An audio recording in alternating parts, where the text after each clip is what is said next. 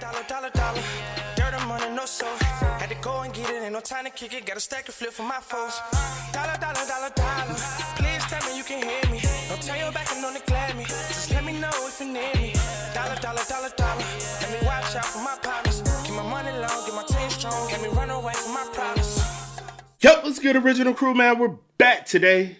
We got a body cam for the shows, moments. Man casually starts a mass shooting. This should be in and out more, man. Let's what you listening to? I hear people. You hear people? Mm-hmm. I think I hear dead people though.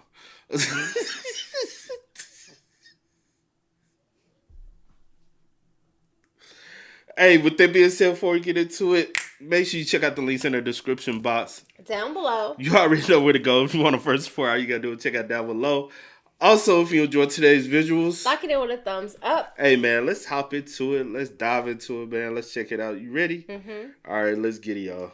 911, what's the location of your emergency? Buffalo line of clinic, there's a shooting. Somebody just walked in and started shooting people. I would send a lot of ambulances. We have some critical spine injuries. She said Buffalo, right? New York, I'm guessing, right? Yeah, let me see. And started shooting people. I would send a lot of At a ambulances. clinic? We have some critical spine injuries. On the middle saying that he has 4 homemade explosive devices, they all went off. A bomb or two is going to go off. You say there's a bomb? When a disgruntled former patient invades the Alina Health Clinic in Oh, Buffalo, Minnesota, Minnesota. he comes armed with something far more terrifying than a grudge. As patients and staff hide for their lives amid a hailstorm of bullets and explosions, investigate. Bro, you know how messed up this is? You have literally patients that comes here, just sick patients, they're trying to get their treatment. All because you pissed off whatever didn't go right for you. Bro, life ain't fair for no one, right? Yeah. That doesn't give you the will and power to then choose and I'm gonna play God and I'm gonna choose when, you know what I'm saying? Facts. Some of y'all are, I could say a lot, bro. Investigators rush to the scene to soon follow a disturbing trail of evidence, marking a twisted path of anger and revenge. But before they can begin, they must rescue the victims, as an unexploded pipe bomb lingers dangerously nearby. 911, what's the location of your emergency? Crossroads Clinic? Yes, tell me anything that you can about the party that's shooting. I am. The following footage has never been seen before. Oh. On the Crossroads Alina Clinic? Yes. On the cold. Dennis mother. I know I'm pausing a lot. Whatever. This motherfucker, he took the van. You ain't even got. But you got time to be.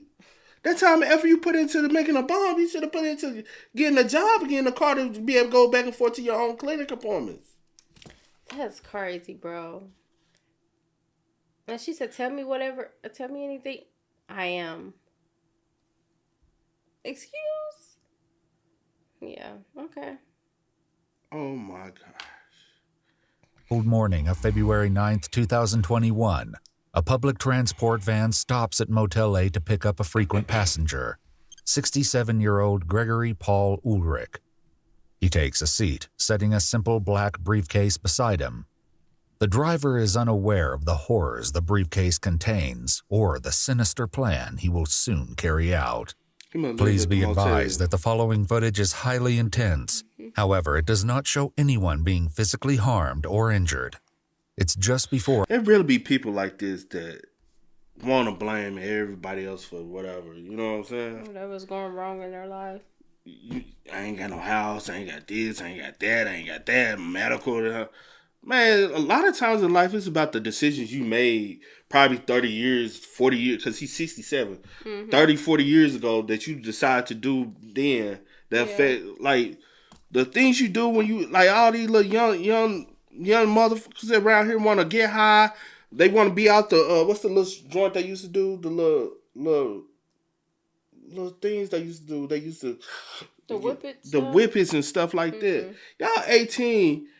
ain't thinking about 30 years from now when y'all 48. You know? Mm-hmm. You gotta live life, bro. Like, what you do today, people want to get high all the time. I'm like, y'all ain't realizing 5 years from now what your life gonna be like. 10 years, what you build today for tomorrow. Mm-hmm. You wasting life. Again, I gotta drink. I gotta smoke. I gotta, Or 11 a.m. when Gregory exits the van and is seen entering the Alina Health Clinic, where staff members Tammy, Terry, and Tracy are hard at work. Tammy greets Gregory, who passes the front desk, setting his briefcase on the floor nearby. He He approaches Tammy at the front desk just as Nurse Antonia enters the reception area. Though the surveillance footage has no audio, a mother with her baby sitting near the back of the waiting room later explains what Gregory said as he approached the counter, seconds away from committing an unthinkable act of violence. You walked in right behind me to the front counter to Tammy Schaffler and said, "I'm afraid you're in trouble. Get on the ground." Oh my From the gosh. pocket of his coat, Gregory pulls out a firearm. I wish somebody could have came up and just tripped his old ass. Man, would have decked him in the back of his head. No, trip his old ass. He know them ankle and knees weak. He go on that ground. That gun going flying. That's Now you got That's well, old crazy. people, you just gotta trip him. You ain't even gotta hit him, just trip that. He's 67.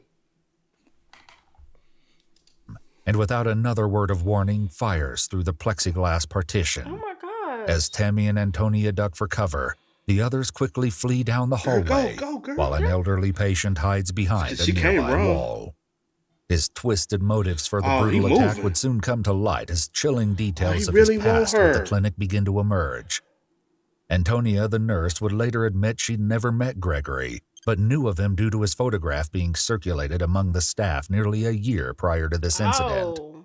2 years ago, in 2018, Dr. Robert Mullaney at the Buffalo Hospital, just 2 miles from the Alina Clinic, claimed to have received a threatening manifesto from Gregory. In it, he discussed killing as many Alina employees as he could. Wow. A flyer was made and posted at both the hospital and the Alina. They don't have security and stuff in places like this, dude. Sometimes, Sometimes. but a majority of times, no. Yeah. Because y'all should have been on alarm as soon as he came in. Yeah. Because I'm sure somebody recognized him. Yeah, I'm pretty sure, especially if, Antonia, she hasn't even met him, but she just remembered his picture. So I'm pretty, like, Tammy, It's Terry, high, he on the high. I'm pretty high sure they alert. probably may be familiar with him, possibly. And I guess they was like, it's been 2 years, going on 3. Yeah. Ain't nothing really word. Nothing's happened. They So they kind of probably guard guard a little down now, yeah. employees as he could. A flyer was made and posted at both the hospital and the Alina Clinic, warning the staff in case he should never even been able to get on a clinic bus. True. True. That's where the initial, because most of the time you have to arrange those pickups. Mm-hmm. So you have to give him your name and all that information. I know he ain't giving no alias. Yeah. flyer was made and posted at both the hospital and the Alina Clinic, warning the staff in case he appeared at either location. His violent vendetta against the clinic will be revealed later. For now, sad, with at bro. least 2 injured and more at risk, the relentless attack continues. As Gregory stalks the reception area, the mother waits for her chance to escape unnoticed. With his back turned, she begins to make her move, but his sudden shift in direction forces her to the ground, out of his sight. Gregory can be seen returning to the hallway, where witnesses would Girl, later get claim up to and hear go. cries of "help me" in a high-pitched voice. One witness would note the unnerving feeling that these cries were meant to lure potential victims out of hiding. A female employee seizes her chance for freedom and bolts for the front door. A male employee and the mother follow closely behind as Antonia reaches for the emergency button, attempting to place the building on lockdown. As they run towards the safety of their vehicles, 911 begins receiving calls. I don't blame him though. You know what I'm saying? Like, somebody got to get out so we can call for help. You know what I'm saying? Not even just that, man. It's like that's a life or death situation. Yeah, most definitely. Reporting the active shooter. Little do they know, Gregory is moments away from taking his actions to an explosive new level. We have an active shooter in our Buffalo Alina clinic. And where is the person? In the clinic shooting. And what kind of weapon do they have? A gun. They're shooting. A handgun? They're shooting. I don't know. I'm hearing a lot of gunshots. Yeah. The mother, who escaped just moments ago, also contacts the police with her own harrowing account. There's a shooting. Somebody just walked in and started shooting people. Do you know where they are in the clinic? No, I had my baby. I left. Can you tell me if there's any injuries? I don't know. I ran. Okay, so you didn't see anybody injured? I didn't, but I saw him shoot 4 times. And did he shoot like pop like quickly, or was it one by one? No, it was. He said, "Get down." So everyone got down. I know Tammy Schaffler was at the front desk, and she checked me, and I hope to God she didn't get shot. Investigators would later discover a home address for Gregory, which would lead them to a mobile home which was currently being rented. However, the renter mentioned the outside shed was still used by Gregory. After obtaining a search warrant, investigators located a handmade protest sign, a crate containing items. Wait, what the sign say? Because that's the doctor. Yes. Dr. A. And then the last name. Burdorf. Evil. And then that's the clinic name. What's the clinic name again? Alana. I don't know, child. Lenny? That's the clinic name, I think. Yeah. I think. Yeah. He's sick in the head, bro. Investigators located a handmade protest sign, a crate containing items that could be used for shrapnel, as well as a powder seized by the ATF. At the crime scene, as panicked 911 calls continue to flood in, another caller reaches dispatchers, but it's the last person they ever expected to hear on the other end of the line. 911, what's the location of your emergency? Crossroads Clinic. Yes. Tell me anything that you can about the party that's shooting. I am. You're shooting. Can you tell me what's going on? I would send a lot of ambulances. We have some critical spine injuries. Spine injuries? Sir, can you... It looked like he went over there to see if that woman was still over there, don't it? Or he looking at the window. I don't know what he's looking at. Because what if she was still over there with her baby? What would you... Ambulances. We have some critical spine injuries. Spine injuries? Sir, can you tell me, are you the one that's doing the shooting? He said me. A bomb or two is going to go off. A bomb or two is going to go off. Sir, are you the one that's doing this? It just works pretty good. Sir, are you the one that's doing this? This is in the old office. Though shocked by his call and confession, it's his next statement that truly leaves the dispatcher in disbelief. Sir, can you talk to me? Are you the one... Tell the police to back away a little bit. Tell the police to back away? I intend to surrender in a minute. You intend to surrender in a minute? Nobody else is going to get hurt? Sir, you said that you're going to surrender? Not responding to her questions, Gregory slips the phone into his pocket without ending the call. They'll go in and shoot his ass. He'll soon continue speaking with the dispatcher, but not before executing the next step in his twisted plan. After retrieving a homemade bomb from his briefcase, he stops briefly to light the fuse before throwing it just outside the front doors. Seconds later, the police ain't on the scene yet. The device explodes, shattering the windows in a hail of shrapnel. Later on in the investigation, the Motel 8 hotel where Gregory had been recently staying would be evacuated and searched due to the fear there may be bombs in his hotel room. No additional explosives were located, but a search of his room uncovered 6 oxycodone pills and an empty can of Pringles, several empty boxes of ammunition, glue, hand tools, and a firearm manual matching the one used in the shooting. An interview with the motel owner revealed a conversation he had with Gregory the day prior to the incident. After offering to save him money by converting the nightly charges to a week, Gregory declined, citing ominously, "After tomorrow, my work will be done." Back at the scene, officers with the Buffalo Police Department have arrived and are keeping a safe distance from the clinic. Due to the threat Gregory poses, the officers must approach carefully or risk becoming victims themselves. Hey, Hey, we could use a vehicle as a shield. The rolling shield with a vehicle. Nobody. We can use the vehicle as a rolling shield. I'll drive the car. You guys got long arms? Okay, jump passenger side? Yep, that's fine.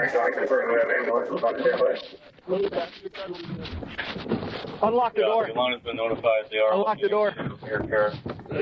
Nope, give me a second. I'm going to go straight up. Ready? Yep.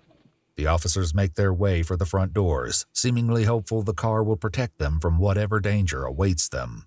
They've yet to realize just how dire the situation is for victims still trapped inside, who are seconds away. Because it seems as though he got Tammy. Yeah. Because she had no escape. And it seemed like he wanted her precisely like, I know you. Mm-hmm. I've dealt with you. She probably been there, probably some of the longest ones. The other woman is because she hasn't really been there. Yeah. Because she ain't never seen him. Because it really didn't look like he went for her. Yeah, he walked over. Yeah. Because what was she, a nurse? Yeah, I think so. I think he said she was a nurse. Because he looked at her like, I don't really know you. You ain't no one of my targets for real. From another brutal attack, Gregory retrieves a second bomb from his briefcase before heading toward his next target. As he passes the patient still hiding behind the wall to his left, he delivers a chilling message of reassurance, which can be heard as the dispatcher continues to listen. Just stay there. You'll be fine.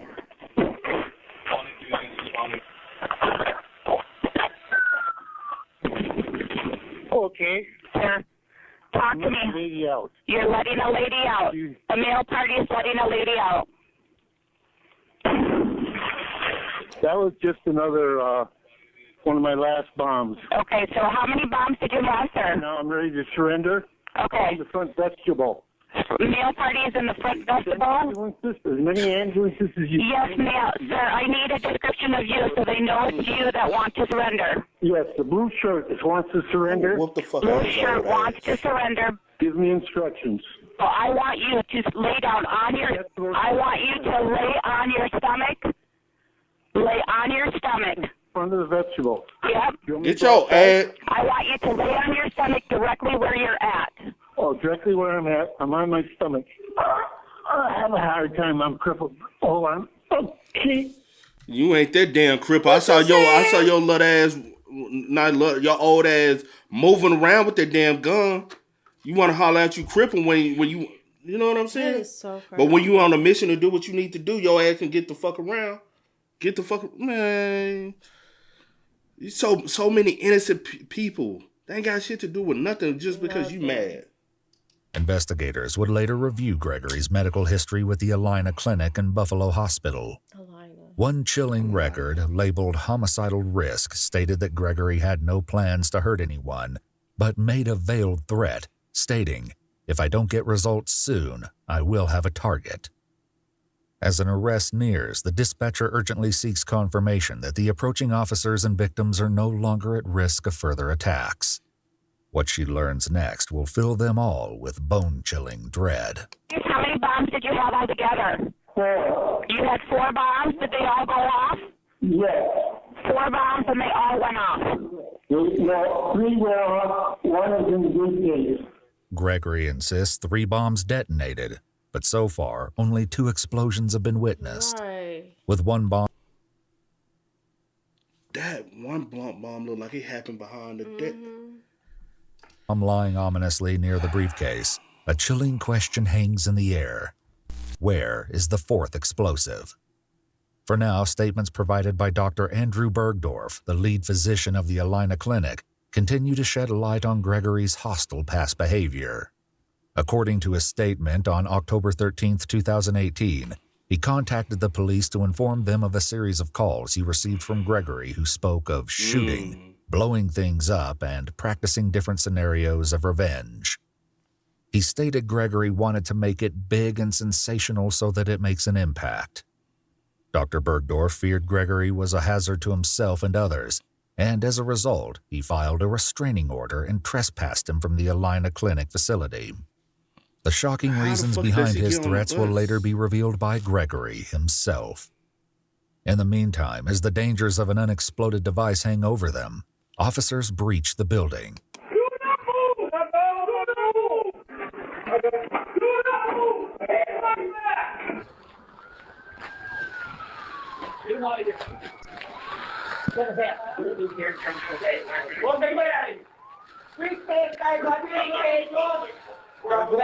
She's still behind the desk. You know what? She behind the desk attending to Tammy. I don't know if you've seen her or not. Mm-mm. Over here, Mm-hmm. you can see her head. It comes up and down. You see? Mm-hmm. Right there. Cause that's where Tammy was sitting. Get up on here. Take it to my car.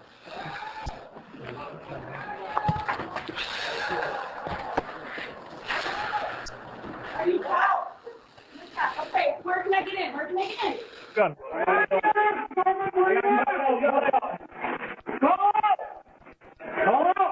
Gregory is now in custody. He'll soon unleash his resentments and reveal what drove him to aim solely at the clinic staff. For now, the officers must work to evacuate the building, but moving the critically injured victims will prove more than a challenge.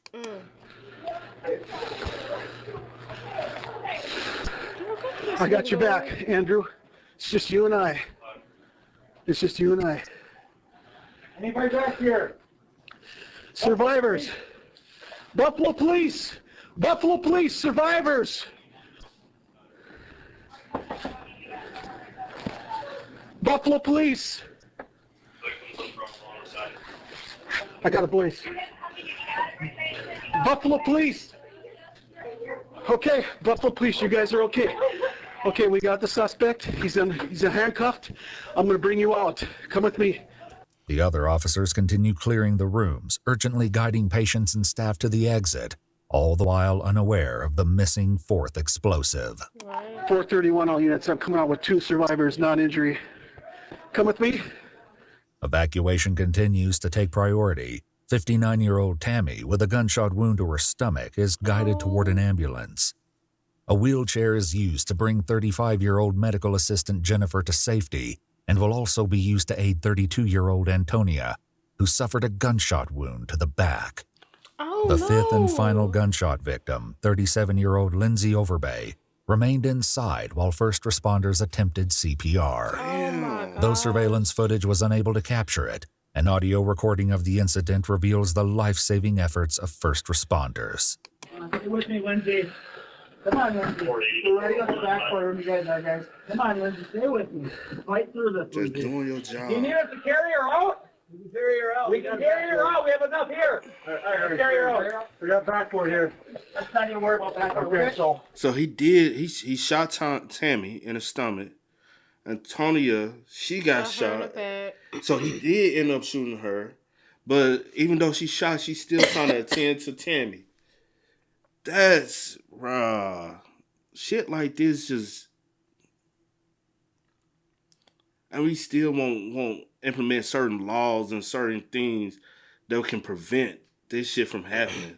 Mm-hmm. But it happens so much, and they just be like, things happen, When you can set up and initiate laws to prevent these things, but you know what? Y'all doing it in reverse. Y'all making it easier for shit like this to happen. And half of the time, I'll be like, y'all want people to die. Y'all really prefer people to die in these gruesome ways than prevent it. I was just going to say this. On some real spill, he probably shouldn't even had a gun in the first place. You already have shown signs from a medical standpoint. They said he's in danger, not just himself, but others as well. And the gun he probably has, he probably got it after that whole situation. And they all should have went in and took all the guns away from him in the first place that he possibly had on. And he should have been on surveillance and checked on, which is every 4 months, every 6 months, twice. You know what I'm saying? Y'all should have been inspecting, but it's crazy. We got backboard here. Let's not even worry about backboard. Okay, so we got to just go, man. Let's go. I got the hat. 1, 2, 3, go. Life flight helicopters soon arrive, each transporting Sherry and Lindsay, while the others are transported by ambulance to local area hospitals. With the building now clear, police call the Minneapolis bomb squad, who successfully recover the device and take it away to be dismantled. Shockingly, it wasn't until after the surveillance footage was reviewed that they realized an additional unexploded pipe bomb remained in the building. They returned to the clinic, recovering the final device. With the lives of many Alina staff hanging in the balance, investigators demand answers from Gregory, who finally unveils his motive for the vicious assault. Gregory's grievances with the Alina Clinic and Buffalo Hospital began on December 8, 2016, 5 years before the attack. Gregory claims he had back surgery and was released from the hospital with pain medication. At one point, he admits to taking as many as 64 pain pills in 2 days. On December 29th, he claims he was tortured after his medication ran out. Paramedics then advised him to go see his doctor, Dr. Bergdorf. Tortured because he was in pain. Yeah, I know what he means. Who Gregory blamed for all of this. He says he was then locked up and tortured. The evidence, he adds, is in his briefcase. After explaining his motives for the attack, Gregory leaves investigators with the final haunting claim that he is the worst victim, and he hopes that no one died. Unfortunately, while 4 of the victims survived the attack, 37-year-old Lindsay Overbay succumbed to her injuries at the hospital. Though Dr. Bergdorf may have been a target of Gregory's vengeance-fueled assault, he was working remotely that day and escaped harm. 67-year-old Gregory Paul Ulrich was charged with 1 count of first-degree premeditated murder, 4 counts of attempted first-degree murder, and discharge of an explosive device with gross disregard to life and property. On June 2, 2022, a jury found him guilty of all charges. Gregory was sentenced to life in prison without the possibility of parole. He remains incarcerated at the Minnesota Department of Corrections in St. Paul, Minnesota. Yeah, I hope your back hurt for the rest of your life. On them hard-ass beds that you got in prison. It's going to be hard moving around that motherfucker. Rest in peace to Lindsay, but yeah, sorry. Go ahead. No, I'm just saying it's going to be hard moving around that motherfucker. You're going to really be, my back, I'm having severe back pain. Fuck you. You deserve it. Wow. For what? So pointless. Very. So pointless. Nobody had to lose their life over this surgery, bro. When you sign a waiver, like, I'm sure. Sometimes it may help. Sometimes it may make the situation worse. Sometimes that's why you have to sign those papers. Read them, sign them, agree to them. Don't have the surgery. Like, I don't know what to tell you. That's sad. Not a single soul had anything to do with what you got going on. R.I.P. to Lindsay, man. She did not deserve that at all. Wow. Hey, man, that's pissed me off. Hope and with everyone else, because that's mental trauma, physical, having to overcome wish all that. everybody a speedy recovery. For sure, man. But yeah. Y'all spam us up in the comments, man. Y'all let us know y'all thoughts about it for us in the comment section down below. But until next time, y'all know how it go, man. I do go over the name DJ New Kid. This is Sierra Nicole. We are. Tennessee. We are. Ain't no time to kick it. Got a stack of flip for my foes. Dollar, dollar, dollar, dollar.